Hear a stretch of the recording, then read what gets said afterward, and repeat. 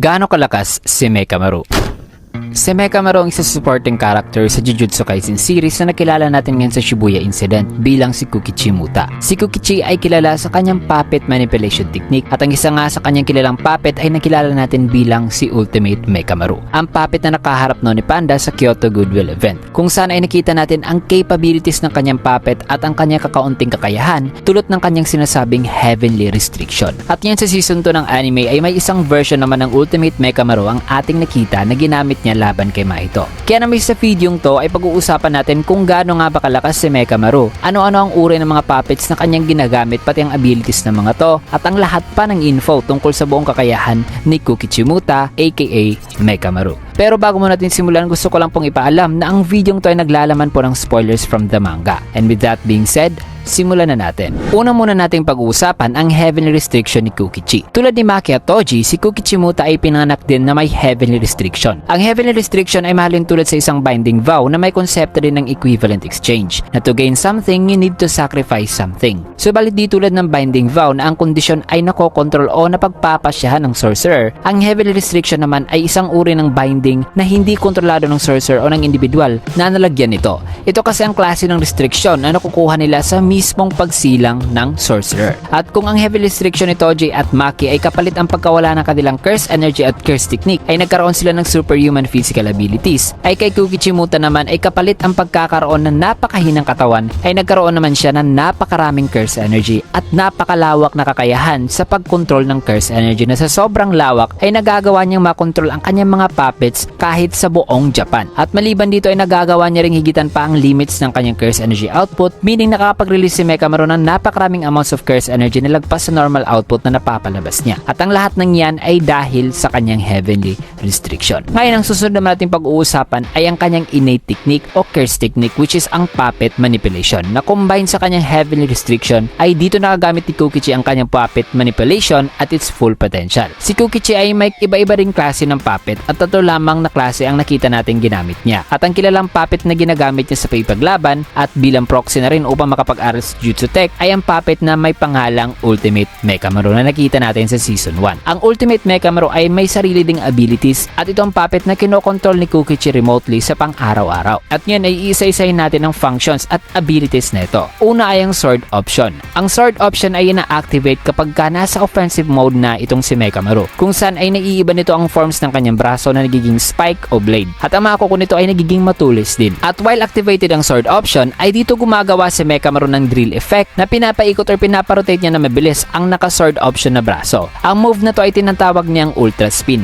Ang Ultra Spin ay gumagana din kasabay ang paggamit ng isa pang ability na tinatawag na Boost On, kung saan ay lumalabas ang jet boosters sa mga siko ng puppet. With this combo, ang Ultra Spin ay isang decent na pangatake sa kalaban. Susunod naman natin pag-usapan ay ang Ultra Shield, isang defensive mode ng puppet. Dito ay nagiging spikes ang kanyang bakal na braso. Though isang magandang pansangga ang Ultra Shield, still di naman ito sapat na pangdepensa talaga sa iba pang malalakas na atake. Sunod naman ay ang Ultra Cannon, isang signature move ni Mekamaru, isang mala Iron Man na atake. Nagamit ang palad nito ay nakakapag-release siya ng isang concentrated beam na gawa sa kanyang sariling curse energy o curse energy ni Kukichi Muta. At speaking of cannon ay may mas malakas pang uri ng curse energy beam na nare-release ni Mekamaru. Pero nagagamit niya lang ito kung i-activate niya ang tinatawag niyang mode Albatross, isang uri ng atake kung saan ay lumalabas sa bibig ng puppet ang isang malaki-laking gun barrel. Gamit ang mode Albatross ay dito nakapag-release ang puppet ng napakaraming curse energy reserves mula kay Kukichi. At ang atake naman gamit ang mode Albatross ay tinatawag niyang Ultimate Cannon, isang pangmalakasang atake ng Ultimate Mekamaru na puppet. At yan ang kakayahan ng Ultimate Mekamaru mga kaibigan na nakita natin laban kay Panda. Subalit ang lahat ng yan ay katiting lang sa kayang gawin ng isang pang puppet ni Kukichi, na ang puppet na ito ay isang napakalaking robotic figure. At nakita natin ito mga kaibigan during sa episode 1 ng Shibuya Incident, na isang mechanical armored puppet na kinukontrol na talaga mula sa loob. Ang puppet na yun ay may pangalang Ultimate Mekamaru Mode Absolute na ginamit ni Kukichi sa curse spirit na si Mahito. Pinapilot ito sa loob na sa may bandang ulo ng puppet. At mula sa loob ay nakokontrol ni Kukichi ang puppet gamit ang dalawang parang wire na nakatali sa kanyang dalawang kamay. May features din dito sa loob tulad ng communication device at marami pang ibang high technology functions. Ang katawan din ng puppet ay di lang na mas matibay, kundi ay nakakakilos din ito ng mabilis at capable sa pagsuntok ng napakabilis. Ang armored puppet ay mas durable din. Overall, ang puppet ay isang pinaka-espesyal na puppet na matagal nang itinago ni Mekamaru. Kung saan ay mga atake raw na nagagawa nito ay nasa level daw ng special grade. At ang isa sa espesyal sa puppet na ito mga kaibigan ay ang curse energy reserves ng puppet na kino-convert bilang atake na may pambihirang dami. In which ang dami ng curse energy reserves na nagagamit ito bilang pang-atake ay equivalent sa 17 years of life ni Kokichi. Ibig sabihin na sa buong buhay ni Kokichi ay inipon niya ang kanyang curse energy at inilagay sa puppet na ito na ang curse energy reserves ay umabot sa equivalent sa 17 years, 5 months, and 6 days worth of curse energy. Ganyan kadami mga kaibigan. Can you imagine kung gaano kadami ang curse energy na meron ang Ultimate Mekamaru Mode Absolute? Kasi sa isang araw nga lang ay nakakapag-release si Kokichi ng napakaraming atake gamit ang kanyang curse energy. How much more ang 17 years mahigit na worth of curse energy na kanyang naipon na kanyang kino-convert ngayon bilang pang-atake. So napakalakas talaga ng expected na mga atake nitong robot na to mga kaibigan o puppet na to. At bilang signature move ni Mekamaru ang High Curse Energy Beam Attack, ang Armored Giant Puppet na yan ay nagre-release din ng Curse Energy Beams na equivalent sa taon-taong Curse Energy Reserves na naipon ni Kokichi. At ang una sa mga atake na nagagawa nito mga kaibigan ay ang 1-year charge na tinawag niyang Ultra Cannon, isang supercharged version ng dating Ultra Cannon ni Mekamaru.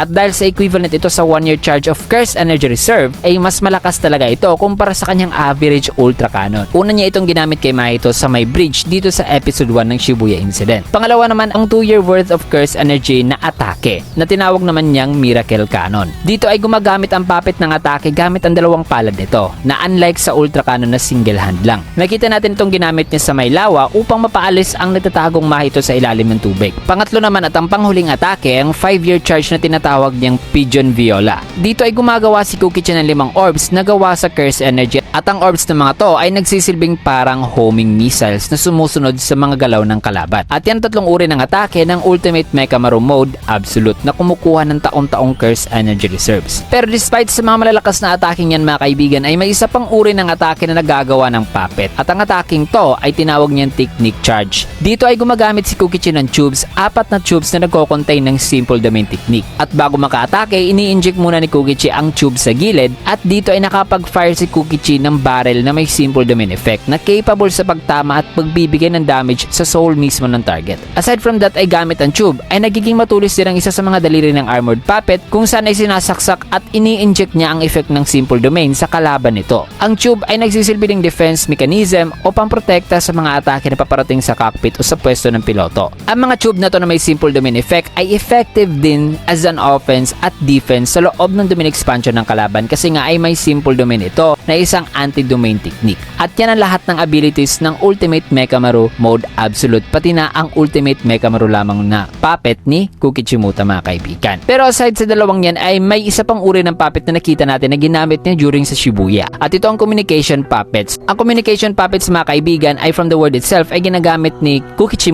bilang pang-communicate talaga specifically sa kanyang mga allies. Dahil ginamit niya ang mga Communication Puppets mga kaibigan bilang isang contingency plan lamang na kung sakali mang may mangyayaring masama kay Gojo in the future ay nakaprogram na ang Communication Puppets ng mga to na i-assist ang napiling Jujutsu Sorcerers ni Kokichi. At ang nakakamanghalang sa puppet na ito mga kaibigan ay gumagana ito kahit napatay na si Kokichi. Pero once na mauubos ng curse energy na inilagay ni Kokichi sa mga puppets ay madi-disable naman kaagad ang device. Gayunpaman, gamit-gamit ang puppet na to ay nakuha ni Mekamarung mamaalam ng formal sa kanyang mga kasamahan. At yan ang curse technique ni Kokichi mga kaibigan pati na ang mga ability niya as Mekamaru sa anime. Na siyang dahilan na kahit sa nasa high school pa lamang ay inilagay na siya sa rango ng semi-grade 1 Jujutsu Sorcerer. So yan ang lahat ng impormasyon sa kung gaano kalakas si Mekamaru. At sana ay may natutunan kayo tungkol sa tunay na lakas ni Mekamaru mga kaibigan. At kung nagustuhan nyo naman ang ating video o kung gusto nyo ng mga ganitong klaseng video ay kinagit a like para subscribe na rin upang palike yung maging updated sa mga latest nating uploads. Maraming salamat and see you guys again on my next video.